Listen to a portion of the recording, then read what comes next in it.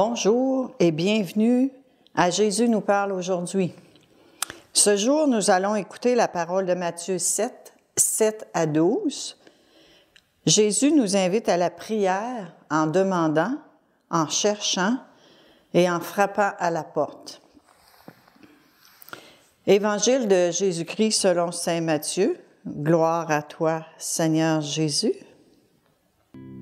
Une lampe sur mes pas, ta parole, une lumière sur ma route. En ce temps-là, Jésus disait à ses disciples, « Demandez, on vous donnera. Cherchez, vous trouverez. Frappez, on vous ouvrira. » En effet, quiconque demande reçoit, qui cherche trouve, qui frappe on ouvrira. Ou encore, lequel d'entre vous donnera une pierre à son fils quand il lui demande un pain? Ou bien lui donnera un serpent quand il lui demande un poisson? Si donc vous, qui êtes mauvais, vous savez donner de bonnes choses à vos enfants, combien plus votre Père qui est aux cieux donnera-t-il de bonnes choses à ceux qui les lui demandent? Donc, tout ce que vous voudriez que les autres fassent pour vous, faites-le pour eux, vous aussi. Voilà ce que disent la loi et les prophètes. Acclamons la parole de Dieu. Louange à toi, Seigneur Jésus.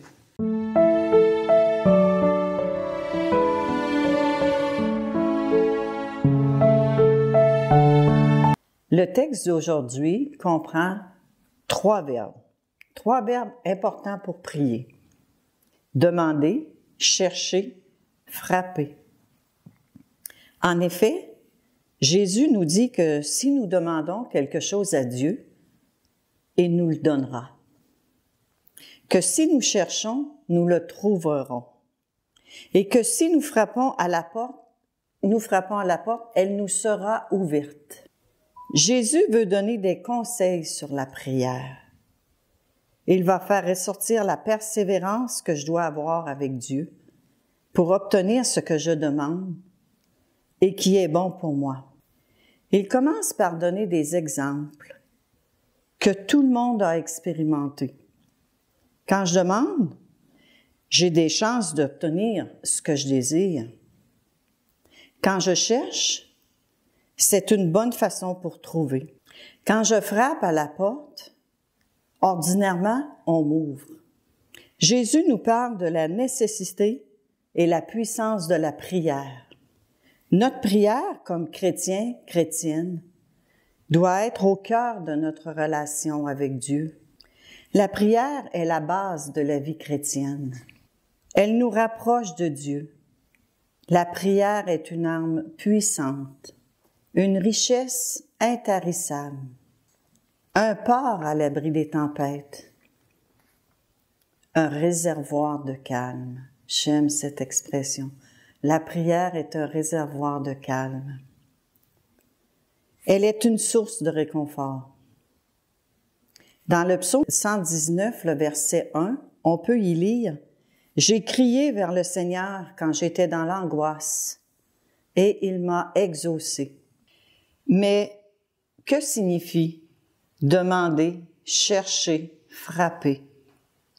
Puisque Dieu écoute et aime, Jésus nous dit de demander, de chercher, de frapper. Si vous demandez, vous recevrez.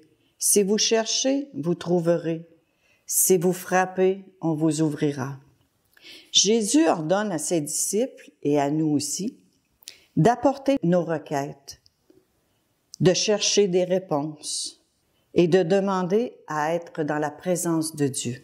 Lorsque nous demandons quelque chose, nous lui faisons savoir que nous croyons qu'il peut répondre à notre appel, à notre requête. Il faut être audacieux. La prière de demande démontre que nous avons confiance dans la bonté de Dieu. Demander, c'est formuler et préciser ce dont nous avons besoin. Chercher, c'est se mettre en route pour trouver. C'est explorer, fouiller dans la parole ce que nous demandons et voulons. Frapper, c'est heurter à la porte de quelqu'un de compatissant. C'est continuer de croire que Dieu donnera tout ce qui est nécessaire à ceux qui ont la foi de demander. Ces 3 verbes expriment bien le fondement de la prière. Demander vous permet d'obtenir quelque chose. Chercher vous permet de découvrir quelque chose. Frapper vous donne accès à quelque chose. Dans cette parole, on ne trouve pas seulement quelque chose, mais on entre en relation avec Dieu notre Père. Quand Jésus dit « Frappez et l'on vous ouvrira », mais comment faire? La meilleure façon de frapper à la porte de Dieu est la prière. Alors, lorsque vous frappez, Dieu ouvre toujours la porte de son choix pour vous combler de ses biens. En frappant, nous disons que nous voulons que Dieu ouvre une porte. Nous ne savons pas quand il l'ouvrira, mais il l'ouvrira parce que il répond toujours à nos requêtes. Il est un Dieu fidèle. Enfin, Jésus nous lance un appel à approfondir notre foi, à faire confiance au plan divin et à se laisser transformer à l'éveil spirituel.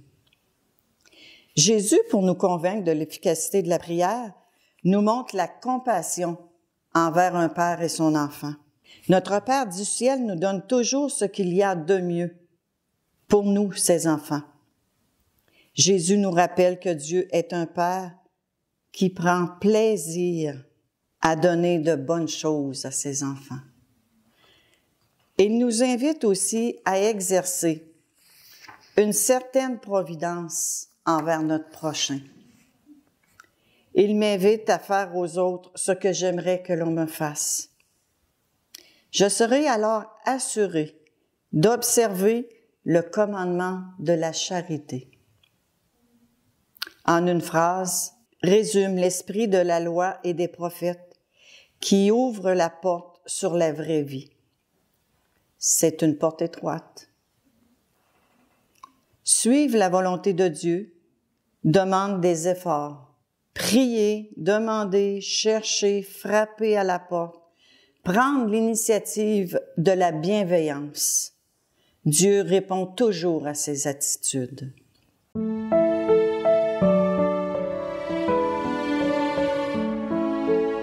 Je veux souligner aujourd'hui le 12e anniversaire du pontificat du pape François. Ensemble, nous allons lui offrir un Notre Père, un Je vous salue Marie et un Gloire au Père à ses intentions. Notre Père, qui es aux cieux, que ton nom soit sanctifié, que ton règne vienne, que ta volonté soit faite sur la terre comme au ciel. Donne-nous aujourd'hui notre pain de ce jour. Pardonne-nous nos offenses, comme nous pardonnons aussi à ceux qui nous ont offensés. Et ne nous laisse pas entrer en tentation, mais délivre-nous du mal. Amen. Je vous salue Marie, pleine de grâce. Le Seigneur est avec vous. Vous êtes bénie entre toutes les femmes, et Jésus, le fruit de vos entrailles, est béni.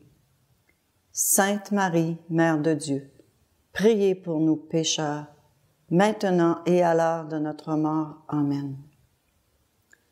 Gloire au Père, au Fils et au Saint-Esprit, comme il était au commencement, maintenant et toujours, dans les siècles des siècles. Amen.